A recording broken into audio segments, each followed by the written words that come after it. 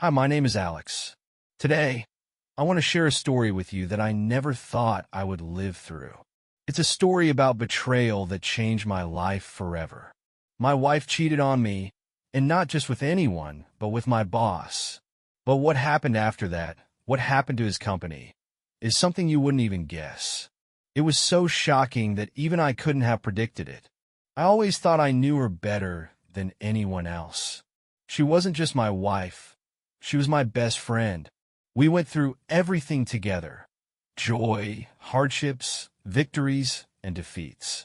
I built plans for the future with her, imagining how we would grow old together, raise children, and create our perfect life.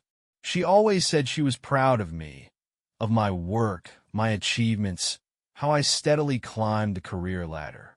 And I believed her. How could I not believe someone I loved with all my heart?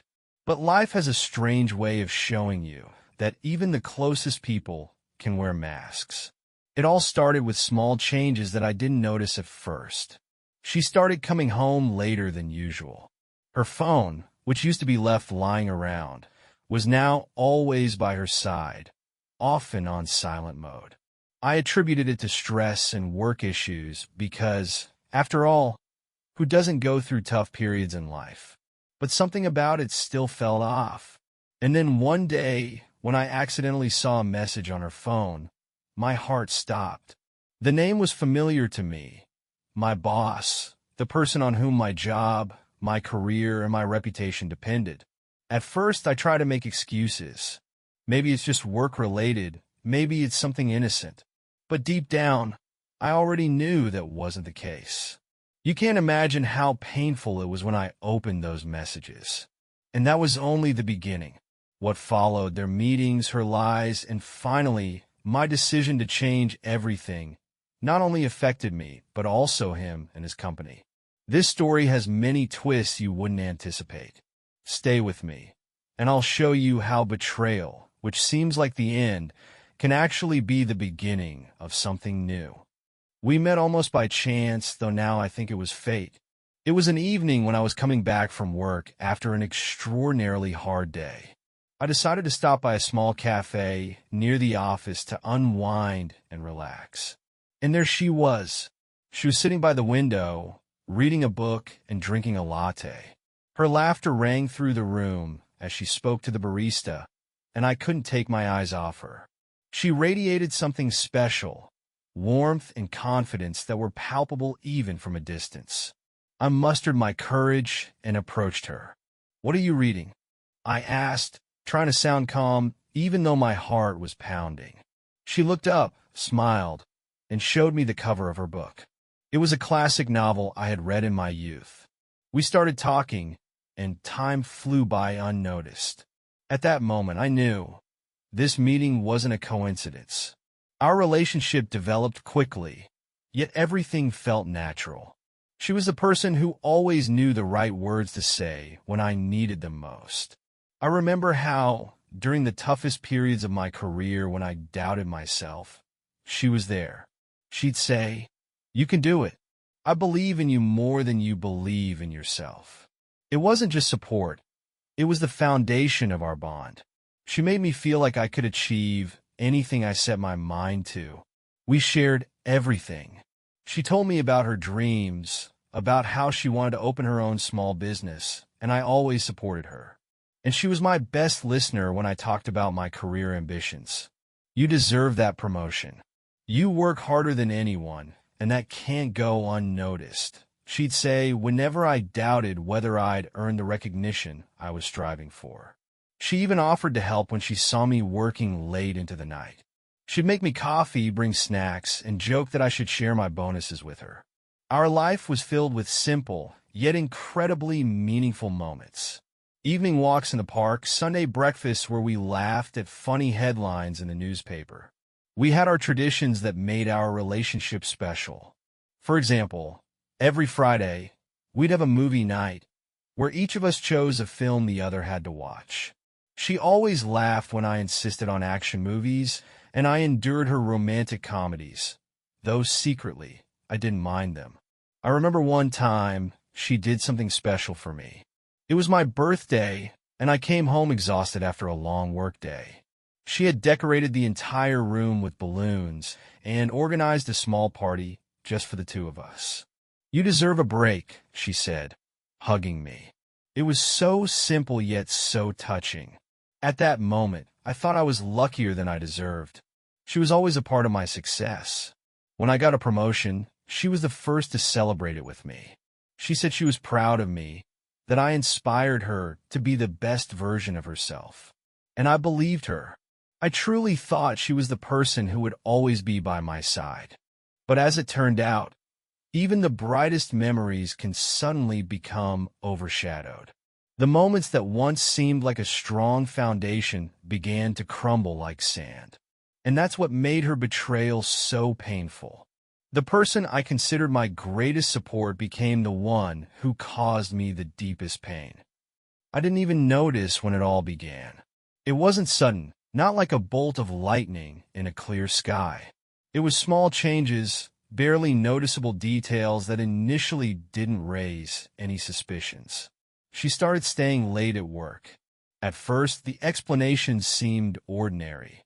"We have a lot of tasks today," or "we're preparing a big project. It'll take a bit more time." I believed her. Why wouldn't I? She had always been hardworking, and I was proud of her professional achievements. But then it started happening more often. She wasn't just staying late for an hour or two anymore. She would come home late at night, explaining that she had been staying with colleagues to discuss plans or reports. Each time, she had a new reason. I try not to give it too much thought, but deep down it bothered me. I started noticing that she was no longer as willing to share how her day had gone. Her answers became short, dry. "Everything's fine," she'd say when I asked about her day, quickly changing the subject. Her phone had become almost an extension of her hand. Before, it would just lie somewhere on the nightstand, often with a low battery because she hardly paid it any attention. But now, the phone was always nearby. She constantly checked her messages, often smiling at the screen, but never showing me what was there. If I happened to glance her way while she was typing, she would quickly turn off the screen or place the phone face down. Sometimes I joked, "What's so interesting?" But she would just brush it off. "Oh, nothing special, just a friend texting." It felt strange because we used to share everything. Her laughter when she read something funny on her phone would always end with, "You have to see this." But now that laughter had become private, almost secretive. I could feel a distance forming between us, one I couldn't explain. Then I noticed another change that surprised me. She started paying more attention to her appearance. Before, she would easily leave the house in comfortable sportswear, without makeup, and not think twice about it. She always said, "Comfort is what matters." But now, she was carefully choosing her outfits, even if she was just heading to work or meeting friends. She started buying new dresses, spending more time in front of the mirror, picking out perfumes and makeup with a level of attention I had only seen before special events. "It's just for myself," she said when I asked about it. I wanted to believe her, but something inside me told me otherwise. Every time I saw her leave the house, trailing the scent of expensive perfume and dressed impeccably, unease grew in my heart. Who was she trying so hard for? Why now? Why was this so different from before? I try not to give in to paranoia. I convinced myself that it was normal. She just wanted to look better, to feel more confident. But these little things began to add up to something bigger, something that wouldn't let me rest. I noticed how she became more distant. She would forget our plans or simply say, "Oh, sorry, I didn't think about it. Can we reschedule?" I saw our closeness slowly dissolving, but couldn't understand why. Every evening, as I sat alone in the living room while she said she'd go to bed early, I felt anxiety building inside me. It wasn't anger. It wasn't rage. It was a mix of fear and uncertainty. What had I done wrong? Was this just work stress? Or was there something more to it? Deep down, I already knew the answer, but I was afraid to admit it. And it was this uncertainty that slowly ate away at me from the inside. It happened completely by accident. I wasn't even looking for confirmation of my suspicions. I was trying to convince myself that it was all in my head, that I was overthinking. But one evening, everything changed. She had left her phone on the kitchen counter when she went to the bedroom to change. The phone lit up, and I saw a message. The name that appeared made my heart stop. It was the name of my boss, Richard. My initial reaction was a mix of surprise and mild disappointment. Why is he texting her? Is it something work-related? I thought, but at the same time, I felt a slight chill in my chest. Richard was known for his charismatic personality. He was the kind of person who could convince anyone of anything and always remain confident in his actions. I had always respected him as a professional, but now, this message only raised questions. I slowly picked up the phone. I didn't want to do this. I knew I was violating her privacy, but my intuition screamed that I needed to see what was there. The message was short, but its content hit me like a bolt from the blue. Looking forward to our meeting tomorrow. My heart raced. What did he mean? What meeting? I thought, maybe it's just work-related? Maybe she was meeting with him to discuss something related to me. But then I noticed the previous messages in their chat history. The conversation started innocently enough. Jokes about work, a few brief comments about everyday life. But the further I read, the more speechless I became. "You were stunning today," during the presentation, he had written in one of the messages. Her response was flirtatious. "You're the one who makes me feel special." With each screen I scrolled through, my faith in our family crumbled piece by piece. They weren't just talking about work. Their words were filled with hints exchanged only by people who were far closer than just colleagues. I put the phone down, feeling the blood pounding in my temples. What did this mean? Why was my wife, the person I trusted most, so closely connected with the person who controlled my career? This was the moment when all the little changes in her behavior suddenly made sense. Her late returns, her new interest in her appearance, her constant phone use. All of it now seemed like pieces of a bigger puzzle I didn't want to piece together. I tried to calm myself. I couldn't just confront her and cause a scene. I needed answers, but I knew I couldn't get them if I started accusing her without proof. So, I took a deep breath, placed the phone back on the counter, and decided I would observe. I needed to find out what was really going on. Maybe I was still wrong. Maybe I had misunderstood their conversation. But something inside me had already changed. That night, I lay in bed beside her, listening to her steady breathing as she slept. My thoughts swirled in my head like an insistent whisper. What if it's true? What if she's betrayed you? I felt that doubt beginning to eat away at me from the inside. I knew that tomorrow I had to do everything I could to find out the truth. I couldn't live in this uncertainty any longer. The next day, while she was at work, I decided to check her GPS. We both use a location tracking app, and I thought it might give me more answers. When I entered the dates and times of her recent late nights at work, my suspicions began to be confirmed. Her location shifted. She wasn't at the office, but at restaurants and places she wasn't supposed to be. That was the final straw. I knew I had to act now. That evening, when she went into the shower, I was left alone with her phone. It lay on the nightstand, and my eyes kept drifting toward it. I tried to convince myself it was wrong, that I was violating her privacy and that I should trust her. But at the same time, something inside me was screaming, "Stop ignoring the obvious. You need to know the truth." My hands trembled as I picked up the phone and entered the password she had never changed. I opened her messages. At first, they were ordinary conversations with friends and family. But then I saw a chat with a name that had been haunting me for days: Richard. My boss. The man who had influence over my career, my income, and even my future. I opened the chat, and what I saw made me feel like the ground had disappeared beneath my feet. The conversation started innocently enough: professional topics, jokes about work. But after just a few messages, the tone changed. "You look stunning today," he wrote. Her response was flirtatious. "You're the one who makes me feel this way." Then came words I couldn't read without a deep sense of pain. They were arranging meetings. "Shall we meet after work?" he wrote. "Of course, but not too late because Alex might suspect something," she replied. My heart tightened with every new line. I kept reading, and each message felt like another blow. They discussed plans, shared jokes only they understood. Their words were filled with hidden meanings that left little room for doubt. This wasn't just communication between colleagues. It was something more, something that was killing me inside. I felt betrayed, not only as a husband but as a person.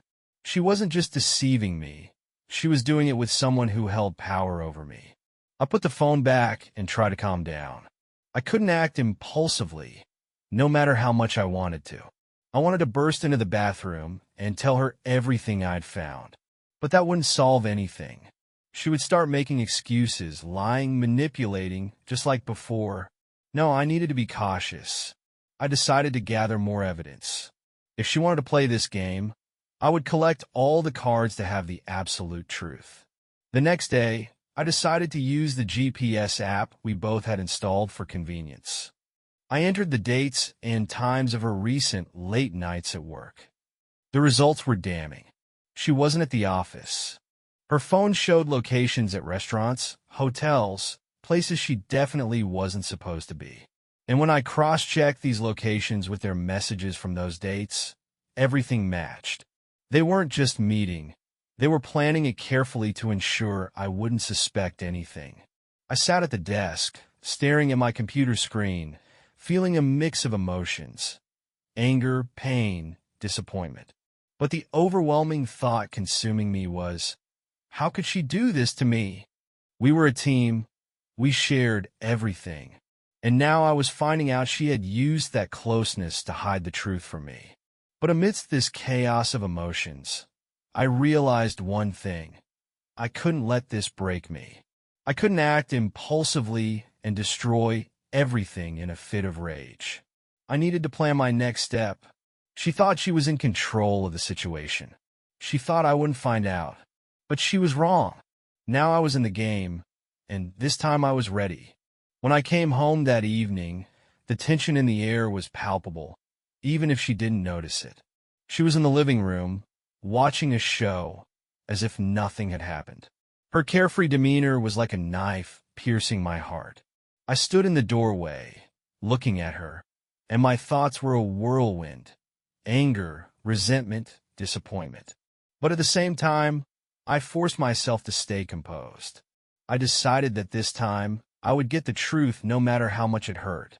I slowly walked over and sat down across from her. She looked up at me, slightly surprised. "What's wrong?" she asked, as if she didn't notice the weight in my gaze.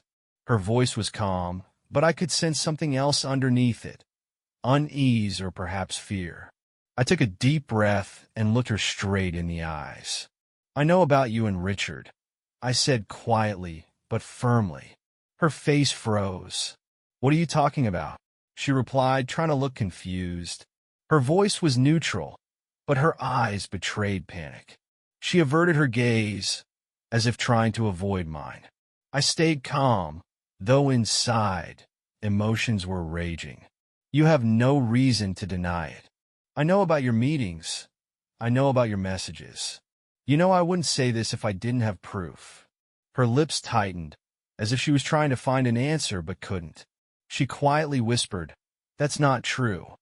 I pulled out my phone and opened the screenshots I had taken from hers earlier. "Is this not true?" I asked, showing her the screen. She glanced at it and quickly looked away. Her face turned pale, and I saw her hands start to tremble. She tried to say something, but all I heard was a weak, "I can explain." Her voice trembled, and for the first time in a long time, I saw something in her I hadn't seen before: fear and guilt. "Explain?" I repeated, feeling anger beginning to overtake my composure. "What could you possibly explain to me?" That you just met with him after work because he's a good conversationalist? That these messages are just jokes? Tell me the truth. Just tell me. Her face filled with tears, and she finally broke down. Yes, we met, but it's not what you think. It was just a mistake. He was so confident, so attentive, and I got confused, she said, choking on her tears. Her words felt like a blow. A mistake? I asked, unable to believe what I was hearing. You're calling this a mistake? You're looking me in the eyes and telling me you accidentally betrayed me? That you accidentally spent time with a man who controls my career? This isn't a mistake. This is betrayal. A deliberate betrayal. She was sobbing, trying to grab my hand, but I stepped back. Don't touch me, I said coldly, feeling anger fill every fiber of my being. I never wanted it to go this far, she whispered. I never wanted to hurt you. Her words were filled with despair, but they only deepened my pain. I felt her words tearing me apart inside. You never wanted to hurt me? I repeated. What about everything we built together? What about the fact that I trusted you more than anyone else in this world? What about the fact that I loved you so much that I never doubted you? And you destroyed it. You destroyed everything. Her tears didn't elicit sympathy from me. They were like rain falling on an already extinguished fire. I no longer felt love, only pain and anger. I stood and looked down at her. Do you know what's the worst part? I said, it's not even that you betrayed me. The worst part is how you looked me in the eyes and lied. How you pretended everything was fine when, in reality, you were betraying me behind my back. She tried to say something, but I was no longer listening. I turned and walked to the bedroom, leaving her alone with her tears and guilt. That night was the hardest of my life. I lay on the bed, listening to her quietly cry in the living room, and thinking about how we had reached this point. I knew our lives would never be the same again, but I also knew this wasn't the end. I had a plan, and what I was about to do next would change everything. The next morning, I woke up earlier than usual. The room was quiet. She was asleep on the couch, and as I looked at her, I felt nothing but emptiness. My decision was made, and I knew I wouldn't play by their rules anymore. I was going to take back control. Today, I was going to change everything. When I arrived at the office, everything seemed normal. Colleagues exchanged jokes. The sound of typing filled the air, and the light from the lamps created the familiar atmosphere of the workday. But in my mind, this wasn't just another day. Determination burned inside me, though outwardly I was calm, even cold. If he thought I would let this slide, he was mistaken. I waited for the moment when my boss, Richard, stepped out of a meeting. He always carried himself with confidence, even a touch of arrogance. He walked over to my desk with a smile. Alex, how's it going? His words sounded as if nothing had happened. If I didn't know the truth, I might have believed his friendliness. But now, I saw his true face. Great, thanks, I replied. By the way, could we talk in your office? There's something important. His smile faded slightly, but he didn't suspect anything serious.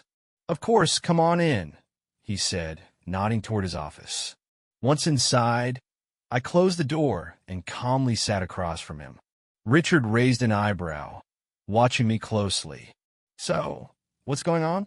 He asked, trying to appear interested, but there was a slight tremor in his voice. I took a deep breath and looked him straight in the eyes. I know about you and my wife, I said calmly. His face froze. This was the moment he realized his secret was no longer a secret. What are you talking about? He asked, trying to maintain his composure, but his voice already betrayed nervousness. You know exactly what I'm talking about, I replied. I know about your meetings, your messages. I know you used your position to steal what belongs to me. His face paled. He tried to say something, but I interrupted. Don't waste your time on excuses. We both know it's true. He fell silent, lowering his gaze, and then quietly said, Listen, Alex, I can explain everything. Explain? I repeated coldly. What could you possibly explain? That you decided your desires were more important than my life. That you thought you could use your power to control not only your company, but my family? Tell me, Richard, did you really think I wouldn't find out? His hands nervously gripped a pen, and I could see sweat forming on his forehead. I leaned forward and said, "You have two options. First, you write a resignation letter and leave this company for good. Second, I tell everyone what you did. I'll tell management how you used your position for personal gain. I'll show them your messages. I'll tell them about your meetings. Believe me, I have enough evidence to ruin your career once and for all." His eyes widened in shock. He sat there, as if unable to believe this was happening.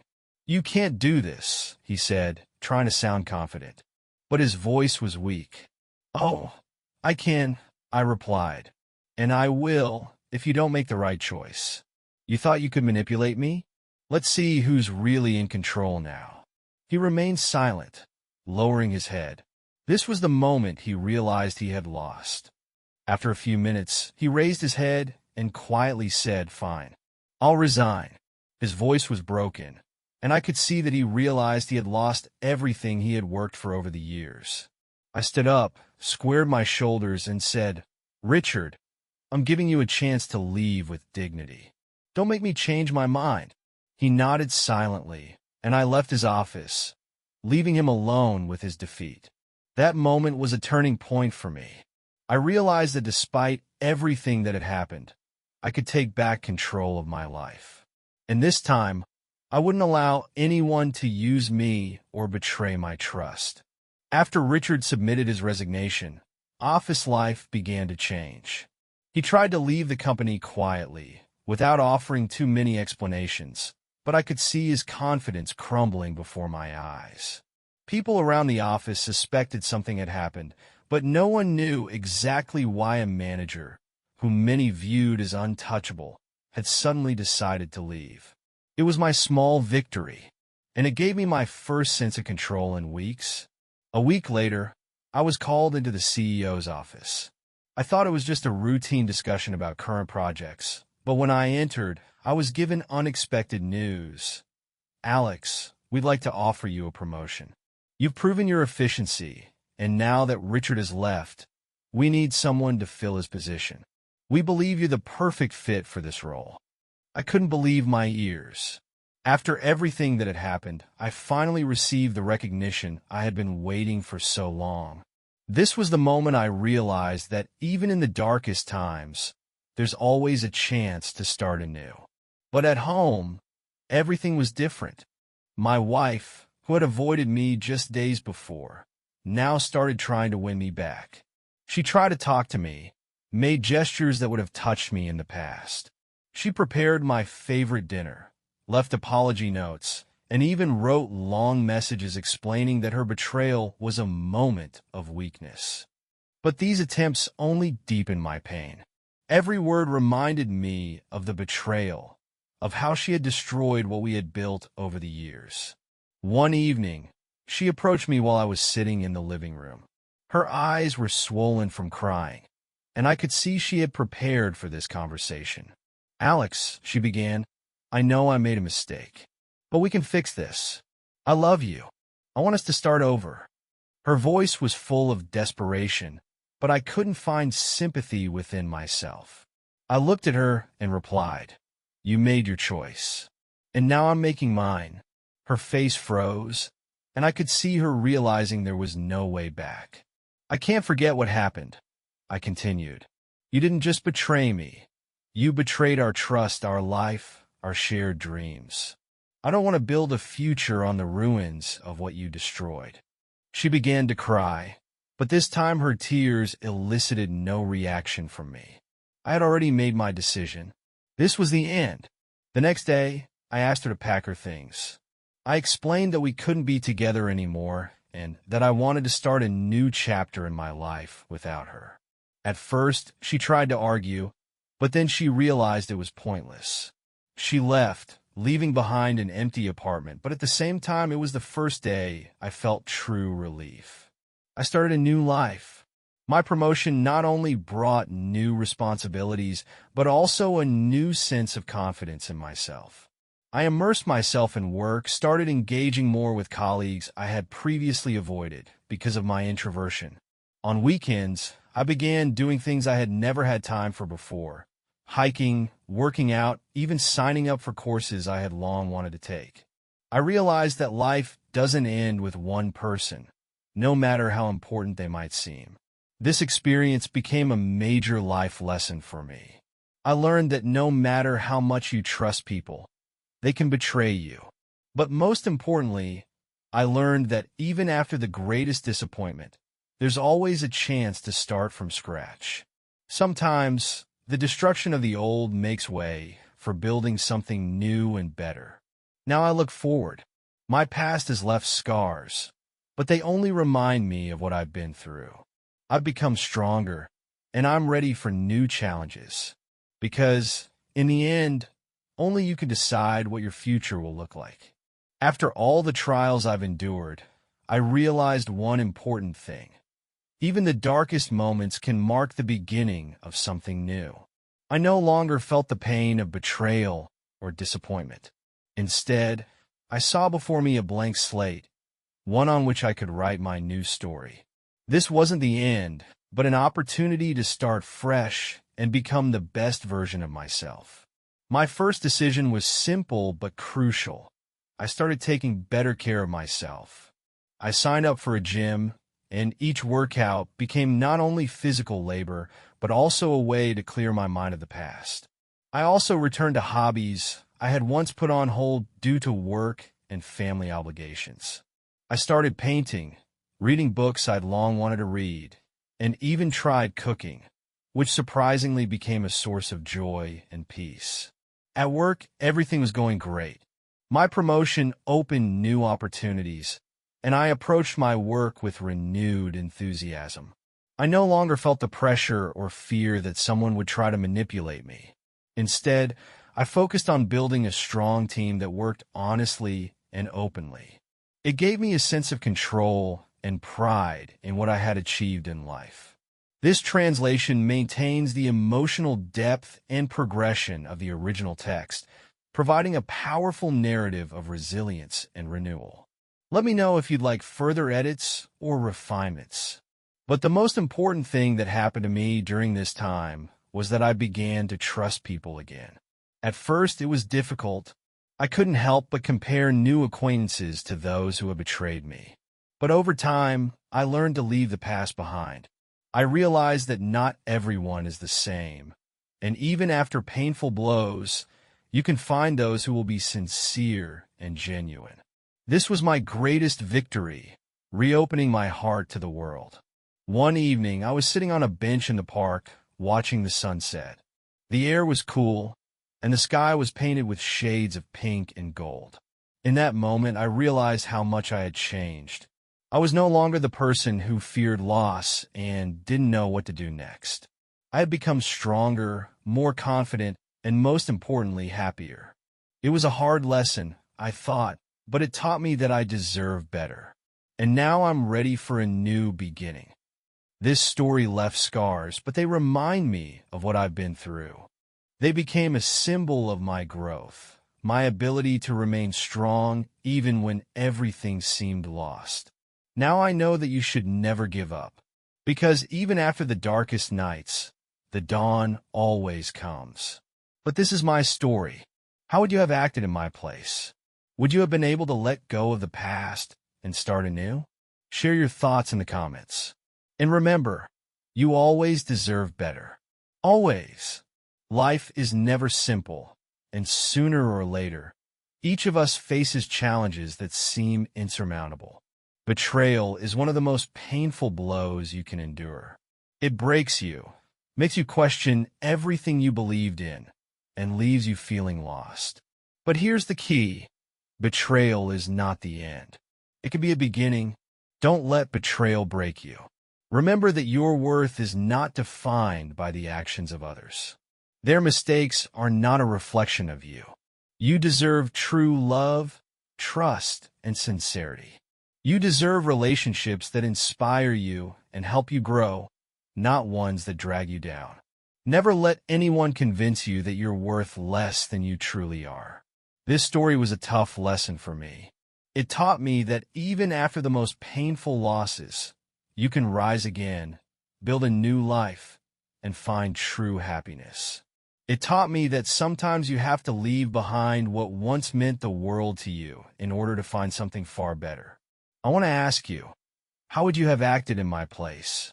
Would you have been able to forgive and continue the relationship? Or would you have started fresh? Would you have found the strength to leave someone you once loved more than anything? I know every situation is unique, and each of us makes decisions based on our own experiences. So share your thoughts in the comments. Maybe your story or perspective will help someone who is going through something similar. And finally, remember, you are not alone. We all face challenges, but the key is to find the strength to move forward. The path to happiness is never straight, but every step forward makes you stronger. Don't be afraid of change. Don't be afraid to leave behind those who don't value you. You deserve better. Always. This translation retains the emotional depth and message of the original text, ensuring it resonates with readers while staying true to its core message.